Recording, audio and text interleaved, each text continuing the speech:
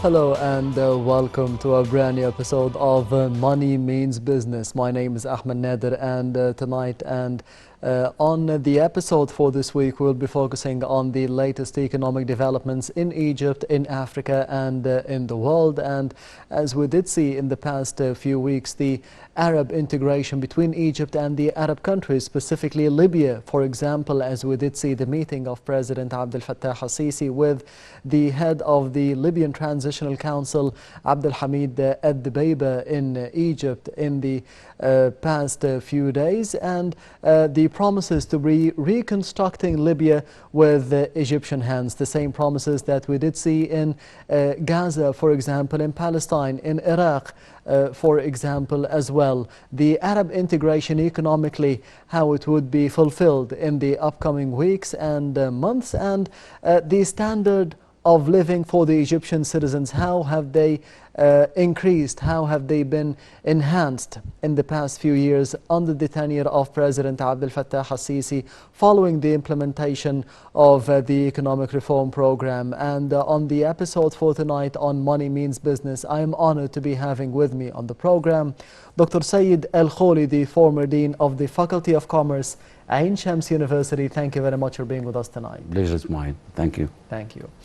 We'll be starting straight away with a report about the meeting of President Abdel Fattah al-Sisi with the head of the Libyan Transitional Council, Abdel Hamid al-Dbeiba, in Egypt to be discussing the amount of work that will be allocated for Egypt to be reconstructing Libya and the agreements that were signed in the upcoming report.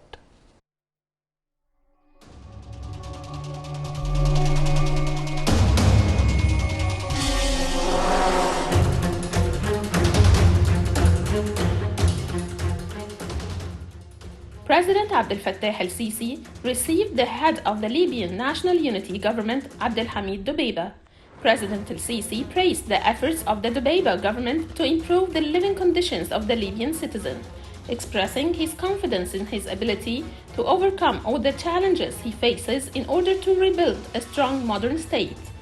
For his part, Dbeiba affirmed the aspiration to improve Egyptian-Libyan relations in all fields for the benefit of the two peoples and work to transfer Egyptian expertise in the fields of reconstruction and development to Libya in a manner that meets the aspirations of the Libyan people towards a safe and dignified life.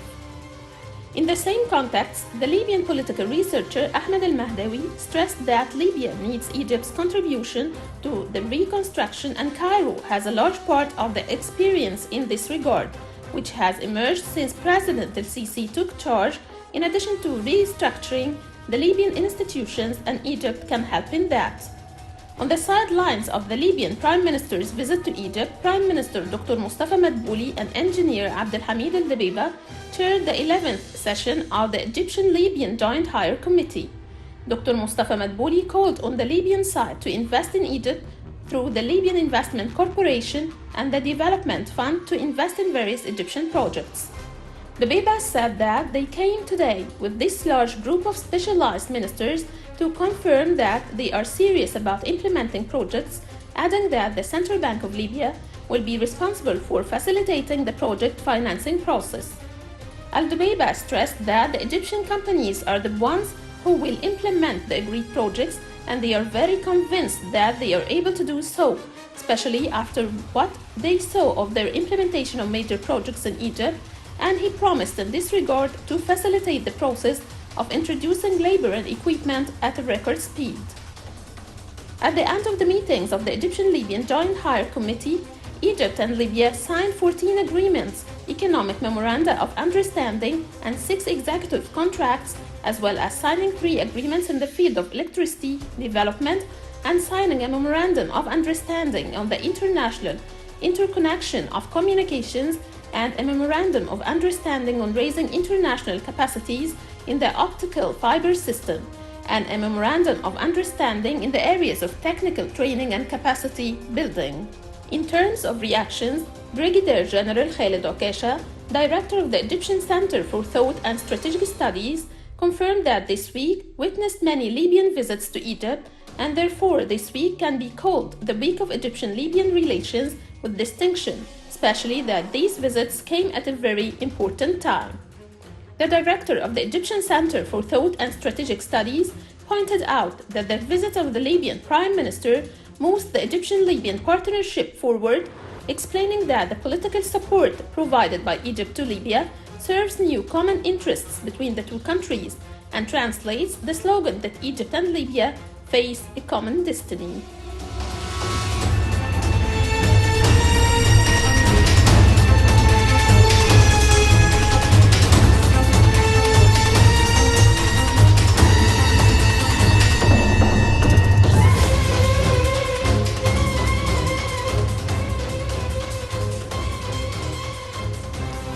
Welcome back. You're still watching Money Means Business, and I am honored to be having with me over the phone straight away to be shedding more light on the meeting between President Abdel Fattah al-Sisi and the head of the Libyan National Unity Government, Abdel Hamid Dbeiba, in Cairo. I'm honored to be having with me over the phone Ambassador Gamal Bayoumi, the former Assistant Foreign Minister. Thank you very much for being with us tonight, Your Excellency. Thank you. Mr. Ambassador, first of all, speaking about the meeting of President al-Sisi and the head of the Libyan National Unity Government, specifically in terms of the economic agreements and the memoranda of understanding that were signed between both sides, how do you see the importance of such a step at this specific timing? Very important, and we hope that this will contribute to the stability of Libya. The most important thing I heard during these meetings, what the Prime Minister of Libya said, that they need another 1 million Egyptian workers. Yes. This is very good. We need this for the whole country each year. So you have now the offer of 100 million jobs. Egyptians were up to 2 million in Libya. Maybe they are a little bit less now, but we are coming back strongly in Libya. Then another dimension, which is the agreements we have signed in many fields. But here I want to draw the attention to the most important one, Yes. which is the connection of the electric net. Yes. Because we have a huge Arab project to connect the electric nets from Baghdad in the east up till Rabat in Morocco, in order to make Egypt the center to trade energy in general, whether it is electricity, gas, or oil. And of course, we have heard that now Beirut is getting our gas through Jordan and Syria. So it is a serious matter. Egypt is becoming much more able to be a real center for trade for energy. Another field also which is very important, which is the reconstruction of Libya. Put this with the reconstruction of Iraq a few days ago. Then we will be in need of huge number of workers for the building societies to help their far in the east in Baghdad and Iraq in general, then now in the western neighborhoods in Libya. This will make the whole area and much more developed, much more engaged in the development process. And of course, Egypt will be in the middle of all of that.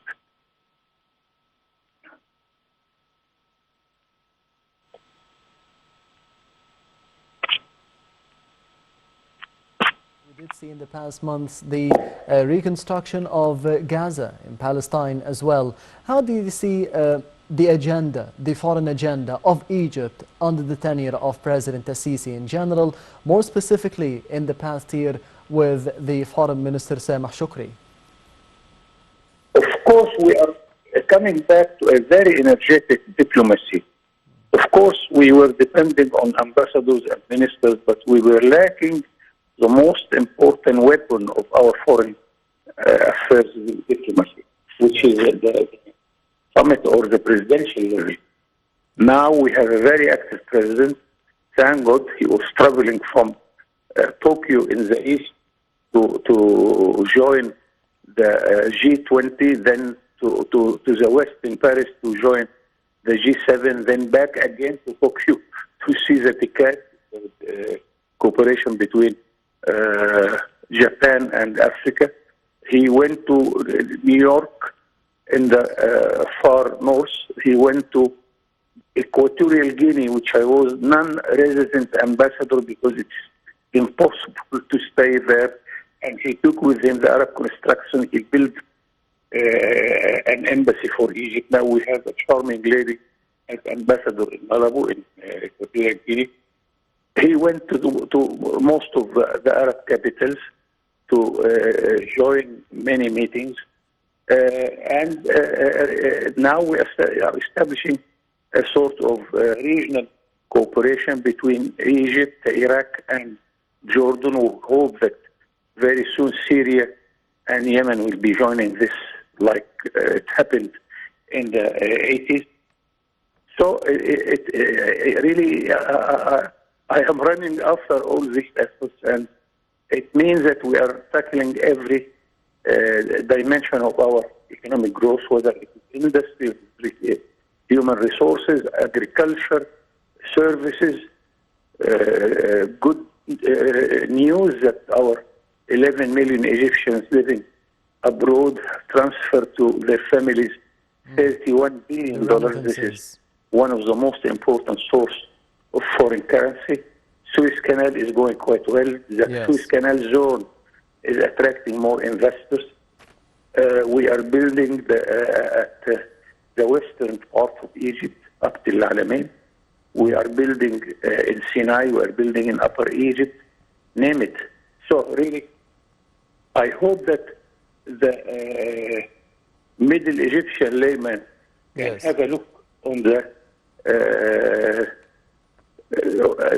Ministry of Planning page in order to see that our plan for 2030 is going quite well. And it is a detailed plan which will tell you where we are going from now till 2030 to every small village and city and district. This is really something encouraging, and I am happy with this, but I am greedy. I want to double our efforts because we are giving birth, the birth rate in Egypt. The president mentioned that the birth rate in Egypt is exceeding the limit. Yes. To give you an idea, we gave birth to a number like two countries like Greece in the last 20 years of the revolution. So we have to take care of this. We have all the duties ahead of us to give every child we give birth his share in food, in education, in housing, and this is a big burden. We have to face it. But thank God we are going quite well. Hala Said declared a few days ago that we restored the level of our economic growth up to 5.7% in the last quarter of the financial year. All these are good news. But talking to you, somebody coming from Damietta, we look forward for more and more doing our homework in order to penetrate every market, because we have a challenge now that we have markets open to us with the number of 2,000 million inhabitants in Europe, in Africa, and in the Arab world, where we can go without any custom duties or trade barriers. This is a big challenge. Do we have the industry who can cover a market of 2,000 million inhabitants? This is a big question mark, and this is the real challenge facing us in the coming years. Yes, and this in accordance, as you mentioned, Mr. Ambassador, with the Egypt Vision 2030 for Sustainable Development. Mr. Ambassador Gamal Bayoumi, the former Assistant Foreign Minister, thank you very much for being with us today on Money Means Business. Dr. Saeed Al-Kholy, as we did see in the past report about the meetings and the discussions between President Abdel Fattah al-Sisi and Prime Minister of Libya and the head of the National Unity Government in Libya, Abdel Hamid al-Dbeiba, the meeting in itself, the timing of it, the reconstruction of Libya with 1 million workers and more of Egyptian workers. How do you see those steps and those decisions?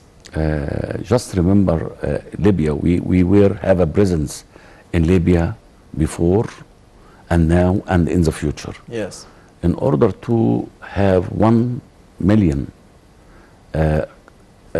workers go to Libya, it means the unemployment rate will go down. And the more it goes down, the better your economy will be. And the more the standard of living for, we're talking about million, if everyone responsible for 5 people in his or in her family, we're talking about 5 million people will benefit from this move. And remember, all of that is really, in economy, we have many different directions. We have tourism, we have industry, we have agriculture, we have all different service industry and so on. And also international relation, it play a very important role in order to improve economy. And that is the big role, and that is the major role for President Sisi, is to make a memorandum of understanding, international agreement, not only with Libya, as you mentioned before, with Iraq, a month ago, with the reconstruction of Gaza in Palestine. That's another move. If you talk about 1 million here and 1 million there, so our workforce and unemployment rate, it will go to 0 in the future. And maybe in the future, we'll start to attract people to work for Egyptian. And that's what I expected a few years ago. Egypt will be the heaven for industrial development, for growth in world economy. Will be in the future one of the major players, not only in the Arab world, not only in Africa, but we're talking about worldwide. Remember the investment law we have, it really attracted a lot of foreign direct investment to Egypt, and we'll start to see the fruits of this strategy. Let me tell you, when you travel from Cairo to New York, and that's what I call it as a sleeping mode. We fly from Cairo, and when we cross the Atlantic Ocean, they turn off the light and everybody goes to sleep. Egypt, in the last 40 years, what was in the sleeping mode. And after that, we have a group where they deleted the Egyptian identity. It's not only economy, but socially, in terms of now we have an Egyptian identity. We have a respect from all the world for Egyptian passport. And that is very important. And that it doesn't go by accident. And when they started 6 years ago, I remember, they started to develop a strategy. Not a short-term strategy, but a long-term strategy, which we call it as Egypt Vision 2030. And all of this, it is scheduled year after year. We see a progress, we see a development, life where every Egyptian see it right now. And remember, when we talk, when in this strategy, for example, to have a full coverage for insurance for the Egyptian, that it never happened in anywhere in the world. Health insurance. Absolutely. Health insurance, Haya Karima, for example, what we have today. And that is for really to enhance the quality of life for Egyptian. So doing this international agreement, it opens the door for a new level of economy in order to reduce the unemployment rate, which I believe in the future it will be in the negative side, and a lot of people will come from different countries in the Arab world to work here in Egypt in order to fill the gap. That is the good news, and that is the leadership of President Sisi. Without him, we didn't have this international agreement, and that is another dimension of economy. So we have industry, and President Sisi, if you remember, 4 years ago called for fourth industrial revolution. We start to use high-tech industry in Egypt with cooperation of countries like China, like Russia, and so on. And people forget the dark days we have it 10 years ago. Now Egypt in a stable in terms of security, in terms of safety, in terms of economic development.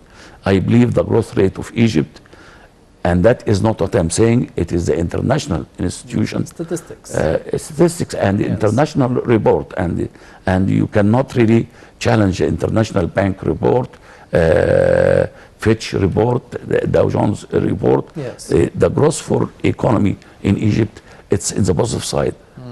Even so, we have the world face the economic crisis due to COVID-19. Egypt, it was the only Arab country in the plus side in terms of the growth rate.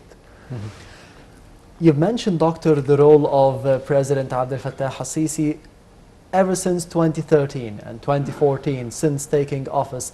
And I would like to shed light on the element of security and stability, not just in Egypt, but in the region as well, in Libya specifically, and between the borders between Egypt and Libya, because as you mentioned, 1 million workers are said to be going from Egypt to Libya to be reconstructing the North African country, and this demands security in the region, stability in the region, as we fought terrorism not just within the boundaries of Egypt, but outside of Egypt, in the neighboring countries, Libya being one of them, to be having more security in the region.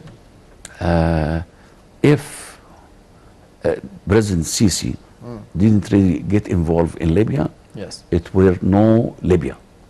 It will be occupied by foreign country, and they were close to Benghazi, as you recall. And President Sisi said, it is the red line, stop, not to move toward Benghazi.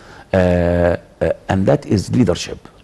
I believe in management. I believe in how to manage your country.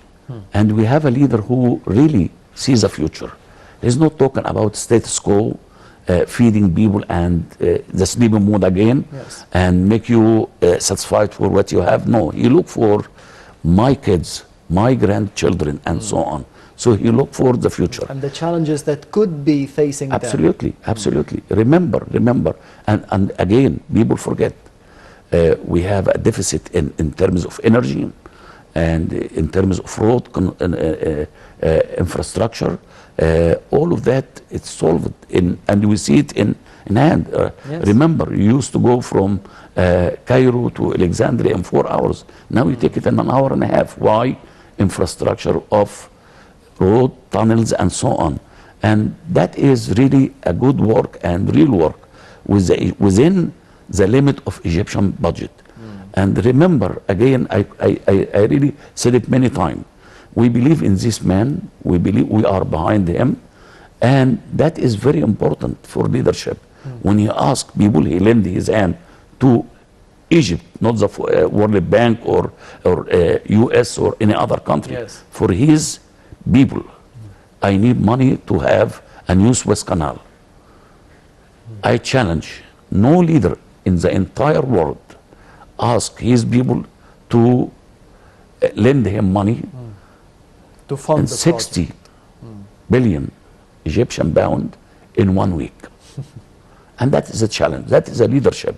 And without leadership, you cannot have economical prosperity, economical development, and so on. You will be as any other president we have before. He looked for the future. He looked for my kids, my grandchildren, how to improve healthcare, how to improve education. And Egypt, it will go back to their rank worldwide. And remember, in the last couple of years, given the world facing COVID-19, Egypt moved their rank by 8 in the whole Arab world. We are not an oil country, but we are number 8 among all different Arab countries in terms of quality of life. And all of this, it doesn't come overnight. It comes with planning. It comes with a strategy. It comes with a strategy where they have it for 20, 30, and years after, you will see. On the note of economic agreements and prosperity, not just for Egypt, but for the Arab world as well. The deals between Egypt and Libya are set to be signed in the region of $33 billion over 10 years. How do you see those numbers, and how could they be enhancing the economic expectations for the Egyptian economy in the next 10 years? As I told you, not only 10 years, I'm talking about a couple of years. A couple of years will see all of us a lot of growth for Egyptian economy. In 2 years, we'll start to be in a different stage worldwide. We'll be exporting our product. Remember, when President Sisi said we should really made in Egypt slogan. Yes, yes. And we start in doing that, and it's already happening right now. We are going to consume Egyptian product. And for everything, not just for clothing. Absolutely. No. For everything. For everything. And that's where he started with a strategic alliance with China, with Russia, with other country. Every country now, I'm talking about industrial country, they are willing to invest in Egypt. Yes. And you remember I said that before in this program. You can't clap with one hand. We have to build a strategic alliance between us and industrial country in order to provide us with the technology, with the know-how, and we have the labor force, and we have an educated workforce. We have a surplus from workforce where we are able to go to Libya, to Iraq, to Palestine, and many other countries, by the way. And Egypt will be leading. If you are number 8 now, I believe in 2 years, Egypt will be number 1 in healthcare, in education, in industry, and in agriculture. And you will see. Yes. Speaking of the agenda itself, of the economic agenda with the other countries in Africa, in the Arab world, how do you see it has changed under the tenure of President Sisi, lending hands to Africa, for example, having an open market in the African continent, having bigger relations and deeper relations with the Arab world in Iraq, in Libya, in Lebanon, as we did say at the beginning of the episode, to be exporting the Egyptian gas to Lebanon, to be exporting the electricity, the Egyptian electricity to Jordan and Saudi Arabia, for example. How do you see those things have changed, and how can they be changing not just the economic potential of the country, but the bilateral relations between Egypt and the Arab world and Africa and the Mediterranean countries as well? Remember, Egypt is an Arab country, by the way. It's a Middle Eastern country, and at the same time, it's an African country. Yes. We were, for that's history. Egypt was the leading country from tens of or hundreds of years, and we used to have not a strong relationship with Africa. And when President Sisi came to power, I remember he had the African Youth Conference where he invited youth people from all different, in Aswan, from all different African nations to jointly think and predict the future of Africa. African economy is a virgin economy, yes, where there are really a lot of natural resources in Africa. And of course, with the occupation of Africa for several countries, and now they are free, but they are not able to utilize their natural resources. And Egypt lent the hand in terms of expertise, in terms of agriculture, in terms of industry, in terms of infrastructure, construction to African nation. And remember, in the last years, 10 presidents from African nation came to Egypt here and signed agreement with the president of Egypt in order to have joint cooperation between African nation and in Africa. Remember when whatever it was happening in Gaza, and with the strike from Israel and so on, Egypt, it has a lot of help to Gaza. The line of cars, we see it. You cannot see the end of it. Yes. And The it trucks. goes, absolutely. It was first, Egypt, they have a goodwill. History say that. And now we start to gain our role in order to help other nations, whether it's Arab country or an African countries. Yes, helping other nations. The exports of Egypt have increased in the past years under the tenure of President Sisi in electricity, for example, in gas for Lebanon, for example, in the past few weeks. We'll be having an upcoming report about the exports of Egypt in the past year. So let's see it.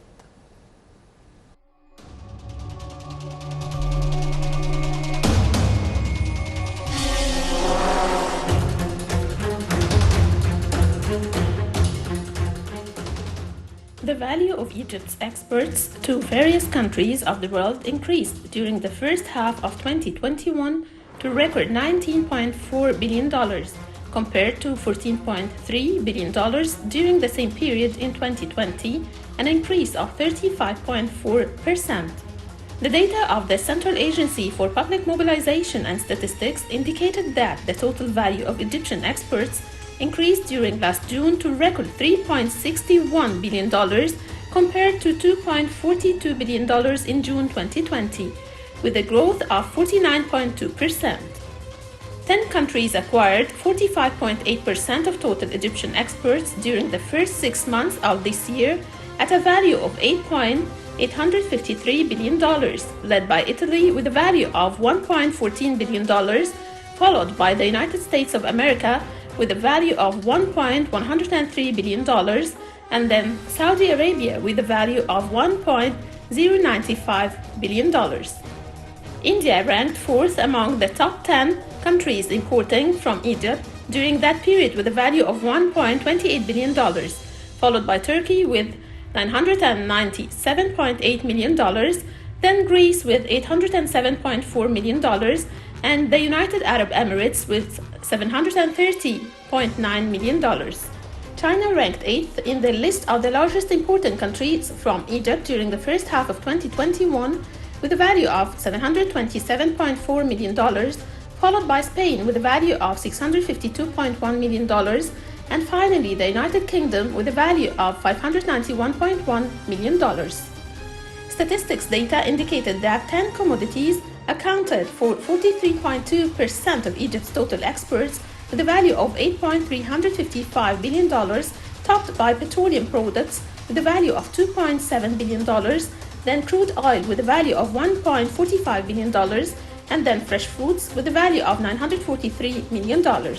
Ready-made garments exports ranked fourth in the list of the most important 10 commodities exported by Egypt to various countries of the world during the first 6 months of this year with a value of $920.2 million, followed by fertilizers with a value of $818.5 million, and then plastics in their primary forms with a value of $759.3 million. The value of Egypt's exports of various pasta and food preparations amounted to about $477.9 million, and flat-rolled products of iron and steel about $275.1 million, and carpets and cleans about $220.7 million, and potatoes $195.2 million.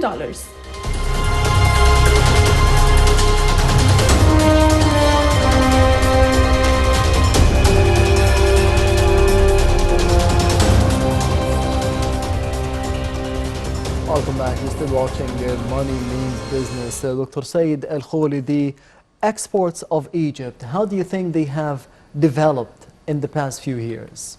According to the report she just mentioned, Yes. we jumped over 30% from year 2020. That is a good news. And remember, that is, again, it doesn't happen overnight. It depends on a strategy where it developed 6-7 years ago, and we are going in the right direction. And you will see the increase of export more and more in the future. And remember, I said it, and in the next 2 years, we'll see surplus in our economy, not a deficit in terms of our budget.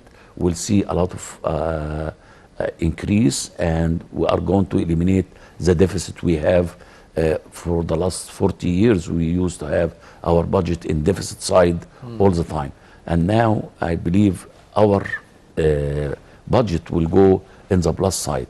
Remember, the export from agriculture increased Yes. over 30%. Industry, now we have our product, and remember, in year 2020, President Sisi said, 2019, he said, this year, it is a year of quality. Not only providing a product and just producing a product. No, produce a product with high level of quality and meet international standard in order to be able to export it to Europe, to the States, and to Asia, and to Arab country, to Africa, and so on. So quality issue, it was in his mind, and he really set the standard for our industrial sector, for agriculture sector, in order to provide product and service with the highest level of quality in order to be competitive in world market. And remember, it's very important, eliminating waste is very important. And with the new vision of Egypt when it comes to industrial sector, there is a waste management. We are producing a product and service with zero waste, and that is what we call it efficiency and effectiveness of how to use your resources. And also the strategy where is to move from, we used to really export raw materials. No, not anymore. We have a component part, we do some operation in our raw material in order to maximize the profitability from whatever we send to other country. Also, we are not depending on old-fashioned kind of energy. We are depending on renewable energy right now, and that is to protect our environment, to be a safe haven for international industry to come to invest in Egypt. That's a very important issue. Yes, Doctor, you mentioned that despite the coronavirus pandemic, we are having good growth levels in Egypt nowadays. How do you see the importance of implementing the economic reform program before the coronavirus pandemic and led to these positive results now? Before Corona, it was regarding the economic reform it happened in Egypt, we were expecting a growth rate over 6%. Remember, COVID-19, it doesn't affect Egypt only. It was a worldwide. Yes. And as I mentioned before, most of our neighbor countries in the Middle East, even in Europe, even in the States, it was in the negative side. Egypt, thanks God, it was a positive side, but not 6%. We moved to 3.5%, 4% as a growth rate. As long as you are in the plus side, it means your economic reform doing the job in the right direction. Yes. And if we don't have this kind of reform, if we don't have a new investment law, if we don't have Egypt Vision 2030, will be in the negative. Thanks God we didn't have that. And remember, with all this investment we have for Haya Karima, for example, for the umbrella for insurance for the Egyptian, and healthcare issue, education, and all of that, we didn't really lower our budget, which is directed to this specific area. And again, it's a human issue, it's an industrial issue, it's an agricultural issue, and also tourism will come to Egypt after the COVID-19 passed by. And I believe it's already start to see the second wave, the third wave, and fourth wave will go through it, and Egypt it will be in the right direction again. So what is the importance for Egypt to be investing in the concept of green economy, considering the waste, as you mentioned, Doctor? That is the trend worldwide. And remember, in the United States during Trump regime, where they really quit the Paris Agreement for environmental protection, and when Biden take over, they signed in Paris Agreement again. Egypt, one member from Paris Agreement, and remember we are investing in solar energy, in wind energy, in Sokna, for example, and we are investing in a clean energy. Clean energy means you save your people, you save your environment, and with the green product or green service label, it will be more chance to be able to export to other country. And that is the mode. Recycling material is the mode. Zero waste is very important, and we are really investing heavily in that direction in order to have a green industry, green healthcare, a green agriculture, and so on. So the green economy, it is the mode of worldwide right now, and we have to follow that direction. Yes, and you've mentioned, Doctor, that we are 8th in the rankings of the quality of life in the Arab world in 2021. What does this mean for the Egyptian citizens?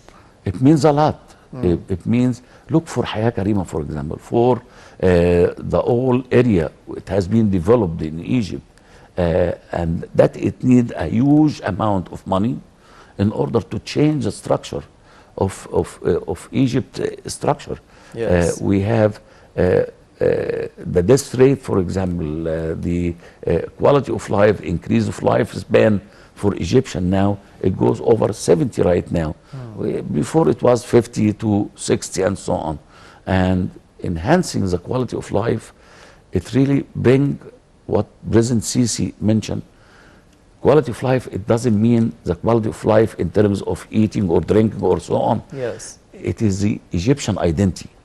To be proud of your citizenship, to be loyal to your country, to work hard for your country in order to enhance your growth, in order to be strong again. And Egypt is strong in terms of agriculture, in terms of industry, in terms of all different sectors, and we are working very hard to be in a better position in the future. And one clue or part of an evidence that Egypt is strong, as you mentioned, Doctor, is that the reports coming out from the International Monetary Fund or the World Bank are speaking about the efforts exerted for the enhancement of the quality of life, for example, in Egypt, for the having a better economy in the country. How do you see those reports hailing the efforts exerted in the country in terms of the economy in general and the quality of living standards for the citizens? Remember, it is a reflection. Yes. When economic growth it goes up, the standard of living it change, and the consumption it change, and all of this is really, for example, if we talk about quality of life, look for the roads, for example. Yes. Now you're traveling in Ismailia Road or Swiss Road, you have at least 10 lines in each direction. That's the quality of life. Quality of life, it's simply we don't have people